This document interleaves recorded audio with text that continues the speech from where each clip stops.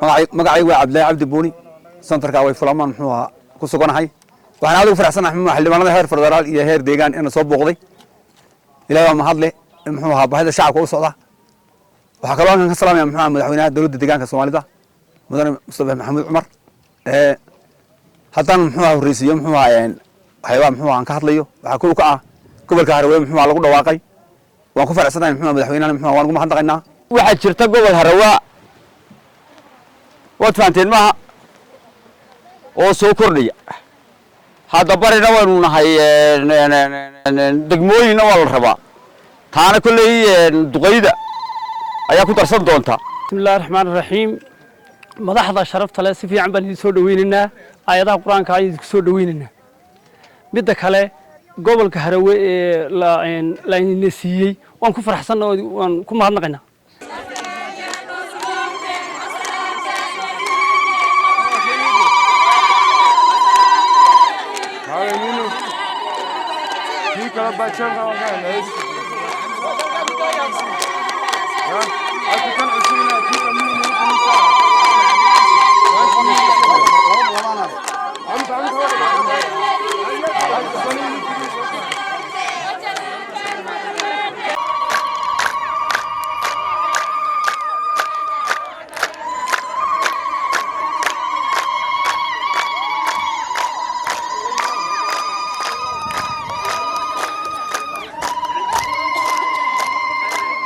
heer federaal waxa hogaaminaya Kamaal Xaashi waa ninka weeyi waa xildhibaanadii heer federaal noo joogay xildhibaanadii heer deegaan noo joogayna waa kuwan bulshadii abay fuulaan ayay soo buuqdeen inay arkaan bulshada abay fuulaan kana warbixiyaan hadhowna ay ka sheekeeyaan abay fuulaan say tahay hadda waxa loo baahan yahay bulshada duqeyda odayaasha halkan imika jooga inay baahiyaha qabalayga degmada nidaamka ay ka hadlaan midda kale labaad waxa jirta gobol Harawee waad faanteen ma oo soo kordhiya hadda barina waynu nahay degmooyina waa la rabaa taana kulay duqeyda ayaa ku darsan doonta dhulkan laga bilaabo abay fulaan ilaa iyo dambal iyo Harawee degmada Shisheela Durdur ilaa iyo Harmukaale dhulka balaaran waxa la yiraahdaa goob doorashada Araabi uu ka kooban yahay degmada dambal degmada Harawee degmada Oobare iyo maamulka magaalada Jaale xildhibaanada inta matalaya way anagu anoo Kamaal Xaashi oo heer federaal disaabani ku matala xildhibaanada heer deegaan xildhibaan Caasi Cabdullaahi xildhibaan Xasan Muuse iyo xildhibaano kale oo hawlo kala awgeed hadda naga maqan oo soo raacin inta badan maadaama qabaliyada iyo magaalooyinka hoose aan la gaari kareynin sanadkii laba jeer waan nimaanaa shacabka la tashanaa wixii baahay waan ka qaadnaa waxaan tagnaa inta badan degmooyinka magaalooyinka wareegan haddana degmada Dambal waan tagnay ee magaalada caasimadda degmada Harawee waan tagnay Oobare waan tagnay Wajaale waan tagnay laakiin tuulada kale aan nimid waa abay fulaan tuulooyinka kale ma aan tagin taasna wax kale ma dhalinyaro badan oo abay fulaan ka soo jeeda ayaa nagu yiri shacabku baahi bay qabaan waa inaad u tagtaan marka imikana wixii baahi abasho qabtaan aan naga dhageysano kadibna wixii heer degmana degmahan kala hadallo wixii heer deegaan ahaan wixii heer gobol ahaan wixii heer federaalna kala hadallo on odkina baahina bani nimid adama la isfahamay madaxda sharafta leh si fiican baan idin soo dhaweynaa aayadaha quraanka ay idin soo dhaweynaa midda kale gobolka Harawee la inasiiyay waan ku faraxsanahay waan ku mahadnaqaynaa laakiin waxaan codsanaynaa maadaama ay halkan tahay abay fulaan oo istiraaj tahay oo degmada Oobare gobol dhankeega bariga tahay oo wax degmo kale oo ama tuulo oo xagaa ka xiga aan u jirin in degmo la nooga dhigo halkan ayaan aad u codsanaynaa talabaad baahiyaha asaaska jira waxaan u baahanahay in dhakhtar laga sameeyo waxa kale oo u baahanahay in biyo ceel loo sameeyo waxbarashada oo kale inta yalla noo sameeyo laydhka wuu jiri jiray laakiin iminka wuu ka tegey ilaa dhowr sano noomu shaqayn marka taana waxaan codsanaynaa in la noo sii daayo laydhka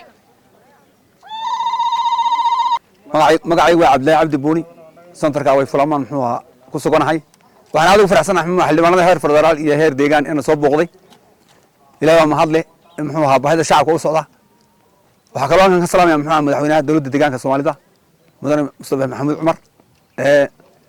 haddaan muxuu ahaa horreysiiyo muxuu ahaa waxyaabaa muxuu ahaa aan ka hadlayo waxaa kow ka ah gobolka Harawee muxuu ahaa lagu dhawaaqay waan ku faraxsanahay muxuu ahaa madaxweynaha muxuu ahaa waan ugu mahadnaqaynaa haddaan shacabka abay fulannahay haddaan dhadhac muxuu ahaa baahiyaha asaasiga ah santarkan wuxuu dhacaa muxuu ahaa bariga awbarre ayuu dhacaa at least wuxuu muxuu ahaa u jiraa 80 kilomitir meelahaas u jira muxuu ahaa ayuu dhacaa waana side muxuu ahaa ballaadhan sidaa awgeed waxaan muxuu ahaa xildhibaanada muxuu ahaa howlahan ay khusayaan muxuu ahaa iyo xukuumadda ka codsanaynaa kow baahiyaha asaasiga waxaa ka mid ah muxuu ahaa biyaha caafimaadka laydhka waxbarashada haddaan kala qaado muxuu ahaa dhibaatooyinka ka jira sayidkan waa sayidka koowaad muxuu ahaa bariga aan lahayn muxuu ahaa biyo safe water muxuu ahaa ama riiga biyaha muxuu ahaa weeyaasha dhulka hoostooda mara haddaa tin xildhibaanada halkan ay ka dooranay kan waa shacabkiinii in muxuu ahaa lanoo soo saarayaan kow ka dhigi lahaa laba caafimaadka muxuu ahaa helsibos baa ka dhisan baahida shacabkana ma dabooli karo muxuu ahaa dhul ballaaran muxuu ahaa wuu fara badan yahay maadaama maanta ay xildhibaanadii muxuu ahaa ilaa heer federaal iyo heer deegaan ma joogaan in dhakhtarkana muxuu ahaa clinic lanoo ballaadhiyo ayaa muxuu ahaa iyadana aan ku daraya laydhka wuu shaqayn jiray laakiin muxuu ahaa haantii ayaa dhib qabtay muxuu ahaa iyo waxyaabo fara badan iyagana in looga shaqaysiiyo muxuu ahaa oo shacabka ka faa'iideysto ayaan muxuu ahaa faraya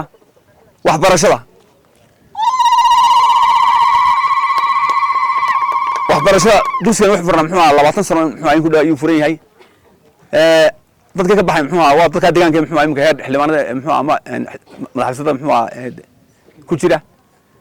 dhibaatada ka jira waxa ka mid ah in la ballaariyo muxuu ahaa laga dhigo muxuu ahaa afar qolo kale la noogu daro waa sideed maadaama aanay muxuu ahaa laba shifti muxuu ahaa macallimiinta ay ku dhigaan dhib baa ka taagan in afar qolo kale la noogu daro ayaan iyadana codsanaynaa intaa waxa dheer waxyaabahan soo cusay muxuu ahaa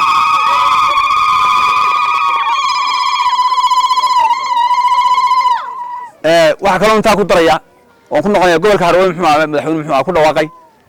in muxuu ahaa la noogu daro muxuu ahaa degmooyinkii hoos imanayay uu badanayaa in la noo hoosgeeyo muxuu ahaa awbarre degmooyin kale la noogu daro madaxweynuhu ku mahadsan yahay xildhibaanadana muxuu ahaa waan ugu mahadnaqanaa buuqashadoodan ma soo koobi karo muxuu ahaa baahiyaha shacabka way fara badan yihiin khaasatan iskuulkani wuxuu u baahan yahay muxuu ahaa in la noo ballaariyo macallimiinta joogteen ka badan muxuu ahaa la noogu soo daro oo macallimiinta kuma fila waxa jira muxuu ahaa ma dheli tirnaa macallimiintu waxyaabahaas oo dhan muxuu ahaa waxaan muxuu ahaa waan soo dhan waxa kaloo dareemaya muxuu ahaa abay fulan marka la ilaa sayidkani in xildhibaanada muxuu ahaa heer degmo ama heer gobol la noogu daro iyagana waan ku darayaa shacabka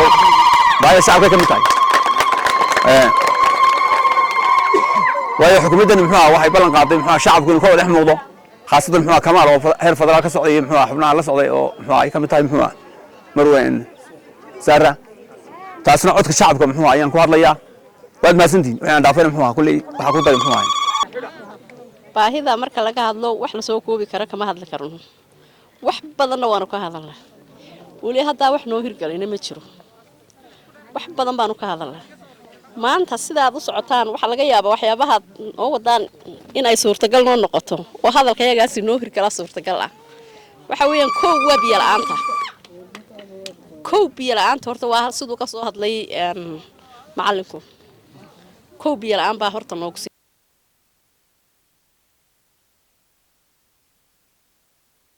waxa weeyaan way badan yihiin carruurtii sideedaadka dhiganaysa dadka dhibaata haysata ma wada geyn karaan magaalada qaranku ma wada yeelan karaan ma lagu wada yeelan karaa maya ilmihii sideedaadka soo dhigtay xoolahan u diranaa dhan walba waanu seejinay taasina waxa weeyaan galaasyadii uu ku faalali lahaa baan meeshii ku jirin ee hooyadii aabihii ku daryeeli lahaayeen taasi waa tahay waa ta ugu daran weeyaan ee maanta ardaydii xoolaha soo raacay waxay wax soo baratay xoolahan u diranaa yaa taa horta aad baan u hadlaynaa tan noogu daran waa taa in iskuulka la ballaariyan aad ugu jecel lahaa biyahay noqotay noloshu waa biyo la'aan iyo baaba biyo la'aan iyo baaba weeyaan waxa weeyaan dhulkayga waa ogtiin wax eele haba yaraatay kama qodno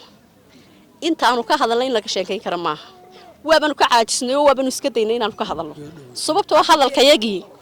waxba cid weyn nooga qaban weyday ya waxba cid nooga ma qaban laakiin haddaad maanta nooga qabanaysaan waa naga ka hadlayna ya rag iyo dumar waanu ka soo hadalnay intaasoo sannadood ee meeshaan degannahay waxaan ceelan ka hadal haba yaraatay ma jirto ya waxa weeyaan markaa ceelku kow waa ka noogu daran bulshaduna biyo la'aan ma noolaan karto imika inta ceelka haroreys ayuu dadku deganaaday oo gugii ugu soo galay halkii deganaayeen ceelka haroreys muddo noo jira waxa weeyaan biyo la'aan kow bay ka tahay waxbarasho labay ka tahay dhakhaatiirtana waa kalku inaan ka hadlay waa sababtaas yar weeyaan laguma filla ya waxa jooga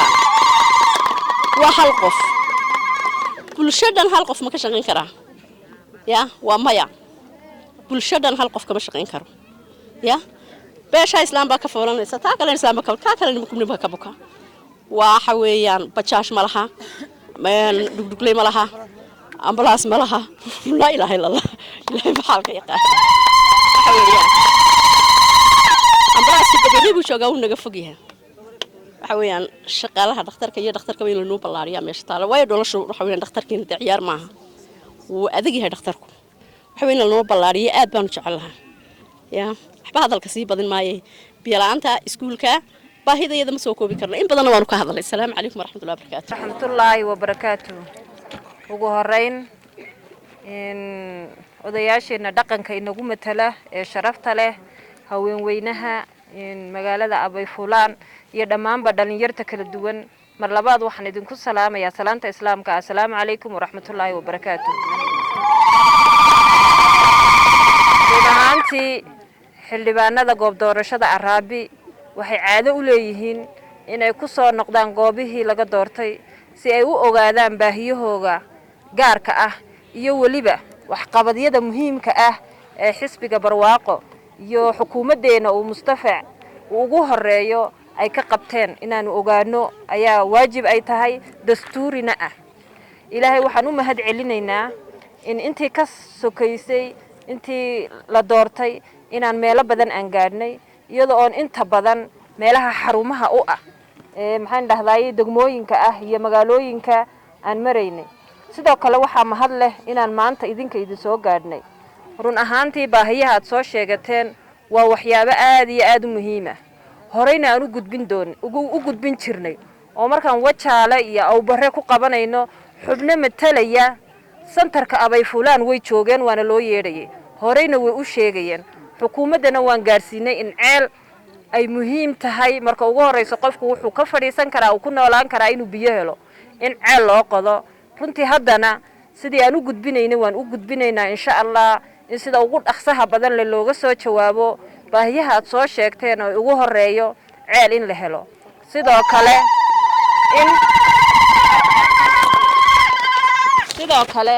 in la helo waxbarasho sababtoo ah hadda waxaynu u dhaqaaqnay in waxbarashada la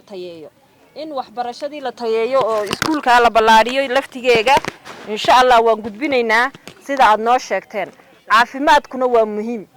in caafimaadka laftigiisa laga soo jawaabo oo ugu yaraan hel center hadii ay helaan si adeeg buuxa loo helo dhakhaatiirna lagu soo qoro inaad mudan tihiin baan ognahay anagu sababtoo ah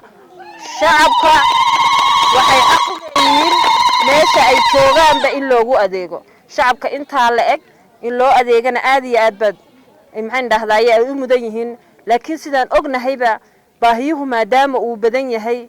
in goob doorashada Araabina ay aad u ballaaran tahay waxaa jiray baahiyo badan oo gudbino laga soo jawaabay tanna hadda in mudnaanta la siiyo waa waxyaabaha aan u nimidnay in codkiina la maqlo xildhibaanku waa codka shacabka inuu xoojiyo weeyaan shacabka hadlaya xildhibaankuna inuu codkaasi kor u qaado weeyaan marka insha Allah waxaan ilaahay ka baryaynaa inuu baahiyaha aad soo maxaan dhahday noo dhiibteen aan gaarsiino meeshii loogu talagalay una nagu soo asturo idinkana inaad ducada ku soo dartaan ayaan ilaahay ka rajaynaynaa marka soo duceeya mar labaad shacabka ballaaran ee santarka Abay Fulaan aad iyo aad baad u mahadsantihiin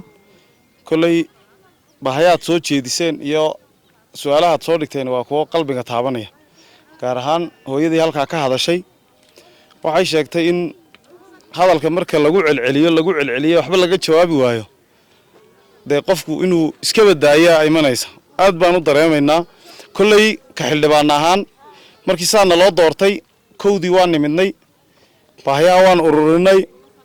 in ceelashaas iyo dhakhtarka iyo leydhkaba ku yahan gudbinay bay kow ka ahayd laakiin maadaama ay baahiyaha deegaanku ballaarnaayeen weli mayna suuroobin marka waxaasoo dhan isaga waxa lismaan xukuumaddu jihooyinka ay qaadatay waxa ka mid ah in adeega dadka loo dhaweeyo qaab dhismeedyo la sameeyo ka jawaaba baahiyahaas marka waxaan anagu aaminsanahay baahiyahaasi waxa looga jawaabi kari waaye ma aha hagrashe qaab dhismeedkii ka jawaabi lahaa maqan marka kulay saad sheegteenna gobolka Harawa waa la ballan qaaday ballanqaadkaayna waxa weeyaan codsiga aad soo jeediseen ee ah degmadii waxa weeyaan Abay Fulaan iyo agagaarkeegu inay soo raacdo si baahiyaha ay u xaliso waayo khayraadka dawladdu wuxuu soo raacay inta badan qaab dhismeedyada marka waxaan leenahay ducadii aan saarta lagu soo daro way aqbalmaysaa taasaana ka jawaab insha Allah marka kulay xildhibaanadu waa codkiina markaad idinku hadashaan anaguna sameecadii gudbinaysaan noqonaynaa xarunta kala haatay iyadoon degmo ahayn han nimidnay maanta ayaan mudnaanta gaar ah siinay waa maadaama aan dareensanahay shacabkani in gaar loo eego ay mudan yihiin baan idinku imanay maanta saddex meelood afar meelood kala la soo kulanay oo degmooyin iyo maamul magaalo xarunta kala haateen nimidnay ee inta ka baxsani waa sababtaas aan u nimid marka insha Allah waxaan rajaynaynaa ducada nagu soo dara xukuumadda xilligan iyo xisbiguna waxa weeyaan in xuquuqaha dadka aan ka dhex muuqan ay ka dhex muuqdaan waa qorshaha guud ay qaateen marka annagoo ku mahadinaynaa xukuumadda iyo xisbiga oo madaxweynuhu ugu horeeyo madaxweyne Mustafa Maxamed Cumar dad mudnaa inay ka dhex muuqdaan oo horey aan loo xusi jirin oo la xusay qaab dhismeedyo degmo hore way dhacday waxaan leenahay Abay Fulaanna kuwa in gaarka loo eego ayay ka mid tahay hal la xusaan leenahay anagu maadaama codkooginahay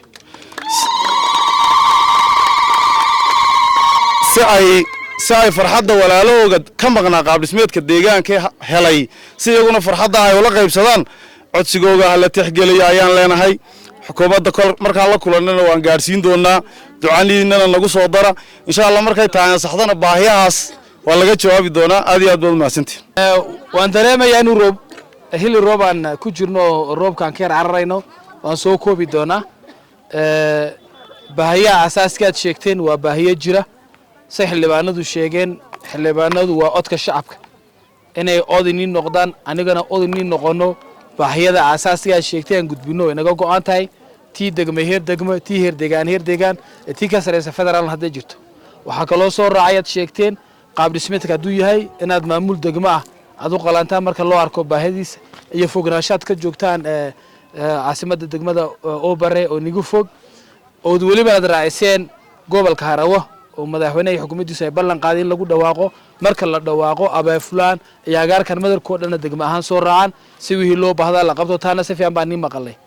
tii guud ee matalaadana bulshada aagan ka soo jeeda inay matalaadaha meel kasta ka muuqdaan waan qaadanay anaga waxa naga go'an inaan codka meel kasta gaarsiino wax kastoo sheegteen waa nila qabnaa xildhibaanadu waa codka shacabka markaad faraxsantiin waan faraxsannahay markaad baroortaan waan nila barooraynaa oo waan la simana waatana keentayna waa in town laakiin waafajinta yaas kale ilaahay baas kale marka inuu ilaahayna waafajiyo sheekh baa inoo duceyn doona faatixada halkaas aan ku maraynaa inuu ilaahay baayasoo naga qabtiro oo dib isku kulanno ko wax badan ilaahay naga furfurtay yaa noo duceynaya qof noo duceynaya sheekh noogu dhiba aamin baan nahaynaa عذاب النار اللهم انزلنا من بركات السماء وانبتنا من بركات الارض الهي وارساقد بلارن iyo tawfiiq wanaagsan dawladeena ilaahu noo wanaaj bulshad fiican ilaahu naga yeel risiqu samadu ka yimaada dhulkana uu ka soo baxa ilaahay oo tuballaaran ma ku weydiisanay subhana rabbika alhamdulillah ها فرينتا جالسين